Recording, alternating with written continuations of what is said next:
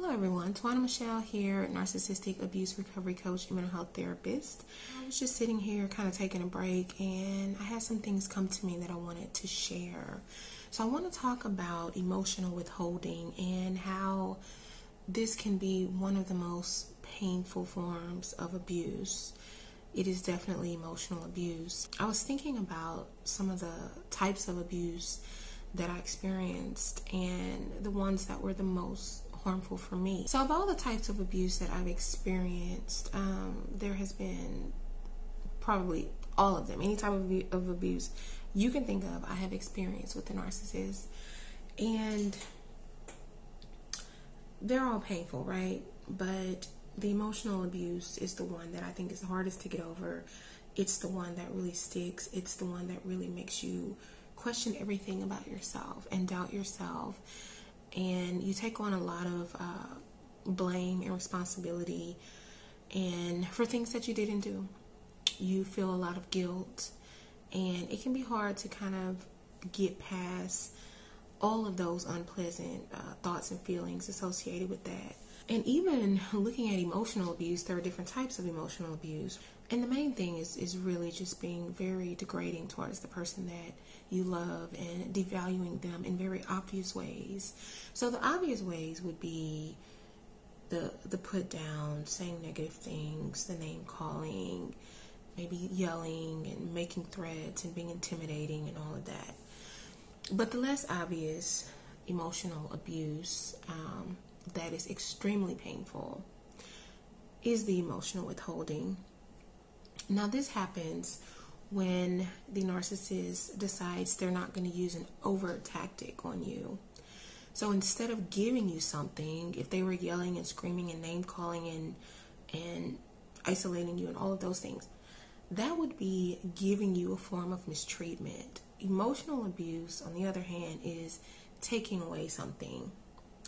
Taking away something or withholding is more painful, because how many of you ever experienced a child or witnessed a child or had your own kids or work with kids or even animals where any type of attention was better than no attention? Negative attention was better than no attention. So a kid who throws a tantrum and they're not going to get what they want, but you're fussing with them and you're telling them to stop it and cut it out. And you are pouring so much energy into that child, that tantrum isn't going to stop. You ignore that tantrum and the kid stops. And that is recommended. I'm not saying that is abusive. I'm just giving you an example of how any type of attention is better than none, or how we sometimes feel. Just like with animals, sometimes they will misbehave if they feel ignored, and they will do things to make you notice them, even if you're yelling at them, fussing, punishing them, whatever. At least they've got your attention.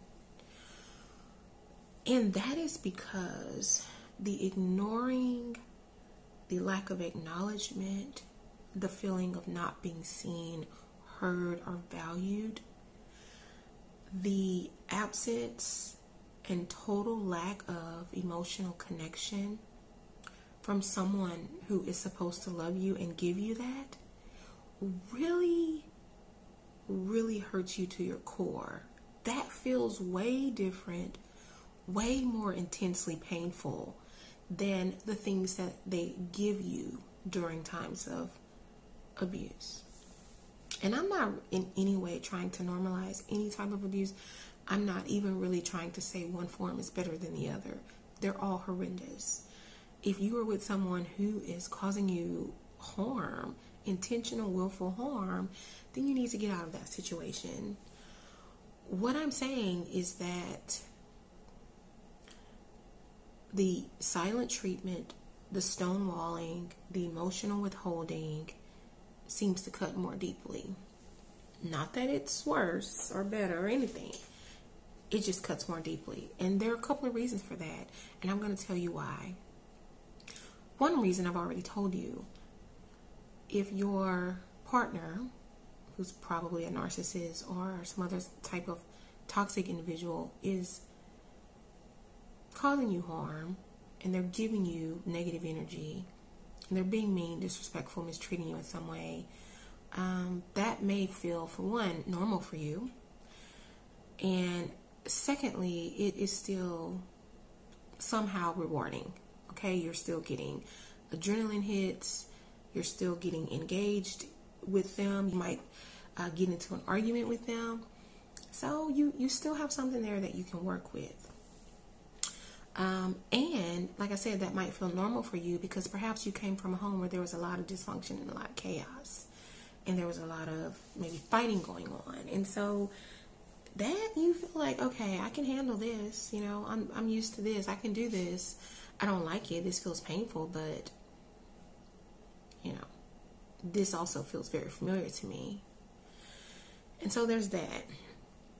Another reason is that we have wounds that occur in layers. So that is kind of the surface layer. We have the surface layer wound that we experience in dysfunctional relationships where there is chaos, there is mistreatment, maybe we're fighting a lot and there are highs and lows. So that relationship looks and feels very unhealthy. And it is. And that relationship triggers that surface level wound, which is related to the lack of healthy relationships in your life, relationships that may have looked like that. But then there's a deeper wound, and the deeper wound has to do with loss. The deeper wound has to do with abandonment and rejection and grief. So if you look at some of the unhealthy relationships that you may have experienced in your life, you will find patterns in those relationships, but also go back to those primary relationships during your childhood that you experienced with your parents or your caregivers.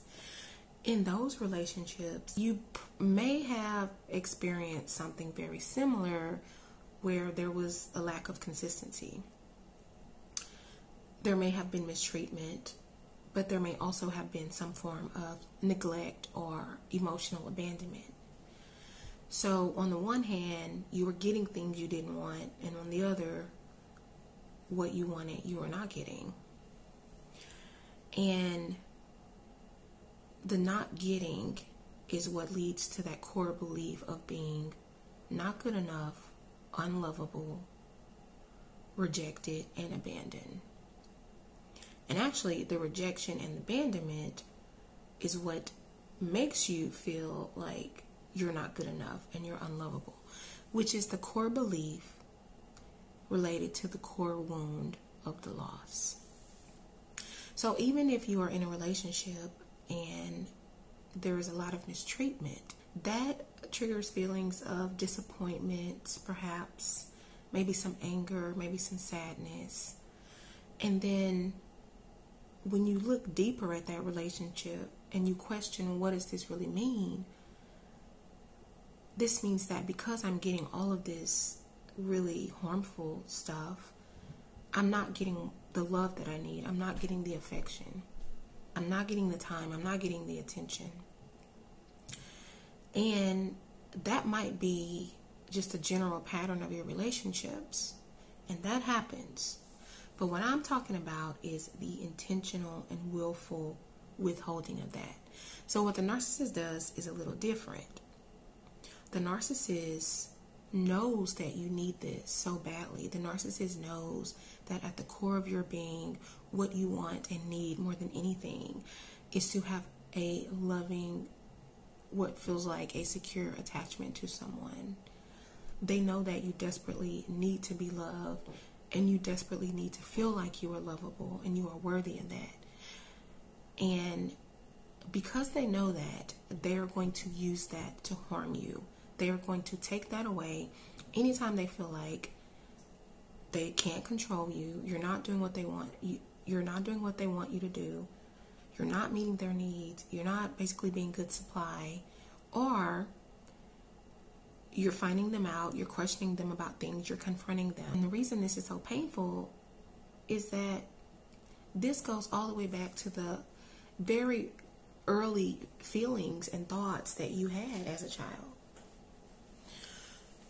If you had a parent actually physically abandon you, then you got that abandonment and rejection wound. If you had a parent who was there physically but not emotionally, then you've got that abandonment and rejection wound. And the narcissist probably has found out enough about you and your life and your past that they know this. So they feel like they have the upper hand, and that because they have this information, they can use it to hurt you. And they do, because it hurts. And so I think that's the reason we find ourselves in relationships with narcissists where we're okay with taking on, everything that they throw at us. And all the mistreatment that we get from them, all the gaslighting, all the tactics that they use. We tolerate that because at least we feel like we're getting that. And that's the thing. Anytime we start thinking like, well, at least I'm getting that, that's already a sign that you're settling for something you don't deserve. That's already a sign that you're in a relationship that is probably unhealthy, where you're getting breadcrumbed, where you may be getting intentionally abused. Well, at least I'm getting that. Think about the moments in which you feel most deeply wounded by those who are supposed to love you. And you may find that it's the absence of love rather than the presence of harm that tends to be more painful. But anyway, let me know in the comment section down below what your thoughts are about this topic, and if you have any other just thoughts or ideas in general that you'd like me to talk about or make a video about. Also, give this video a thumbs up if you like it. Share it out with others who you think may be interested, and if you have not subscribed to this channel, what are you waiting on? I would love to have you be a part of this community. And thank you guys so much for watching. Until next time, take care. Bye.